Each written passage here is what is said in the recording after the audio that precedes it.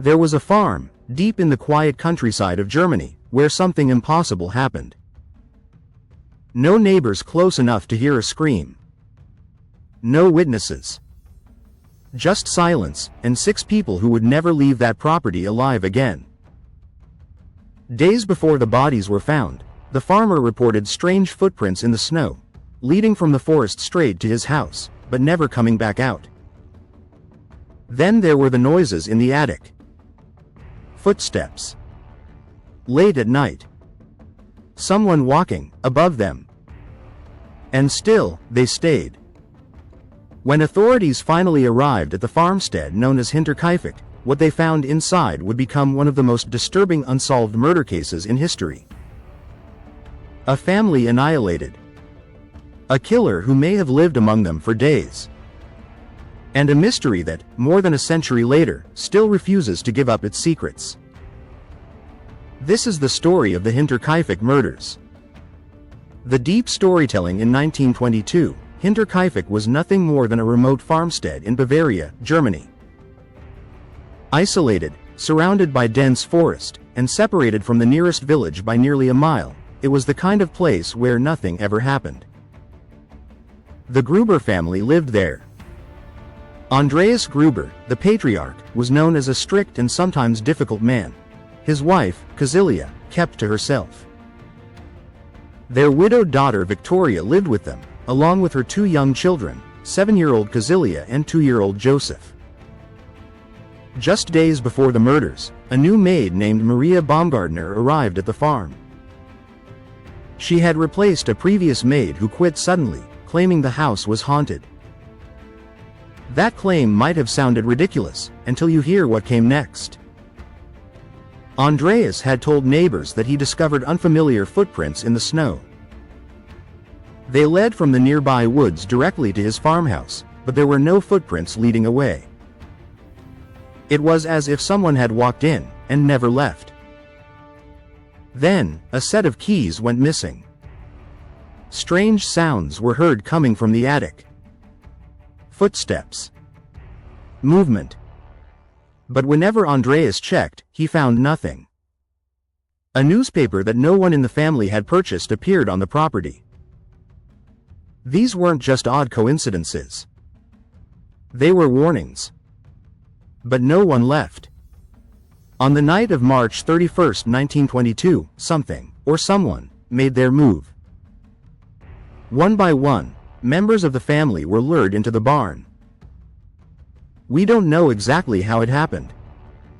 But investigators later believed that each victim was called out, perhaps by someone they trusted, or by something they couldn't ignore. Inside that barn, Andreas, his wife, his daughter, and young Cecilia were brutally murdered with a mattock, a farming tool similar to a pickaxe. But it didn't end there. The killer then entered the house. Inside, little Joseph was found dead in his crib. And Maria, the new maid, had been killed in her bed. 6 people. All murdered in cold blood. But what happened next is what truly turned this case into a nightmare. The cold case clues after the murders, something unimaginable occurred. The killer didn't leave. Evidence suggests that whoever committed the murders stayed on the farm for several days. Neighbors reported seeing smoke coming from the chimney, meaning someone was tending the fire. Animals on the farm were fed and cared for. Fresh bread was eaten. It was as if life continued at Hinterkaifeck, even after everyone was dead. When the bodies were discovered 4 days later, the scene was chilling. The victims in the barn were stacked on top of each other, partially covered with hay. Young Cecilia had clumps of her own hair in her hands. She had been alive for hours after the attack, pulling her hair out in agony before finally dying. Inside the house, everything appeared eerily normal. No signs of forced entry. No valuables stolen. No clear motive. The murder weapon, a mattock, was found on the property. Investigators questioned over 100 suspects. They followed countless leads. But nothing ever stuck. No one was ever convicted. And the case went cold. Mid-video engagement CTA. If you're finding this case as disturbing and fascinating as it is, make sure you hit like, subscribe to Shadow Files, and share this video with someone who loves unsolved mysteries. Because stories like this don't just haunt history, they stay with you. The theories. Over the years, several theories have emerged. Some grounded in logic. Others, far more unsettling. The first and most widely discussed theory points to a known suspect, Carl Gabriel, Victoria's husband, who was believed to have died in World War I. Some believed he faked his death and returned to the farm. There were rumors of an incestuous relationship between Victoria and her father, Andreas, which had caused scandal in the community. Some speculated that Carl, if alive, may have returned out of rage and revenge. But there was no solid proof that Carl survived the war.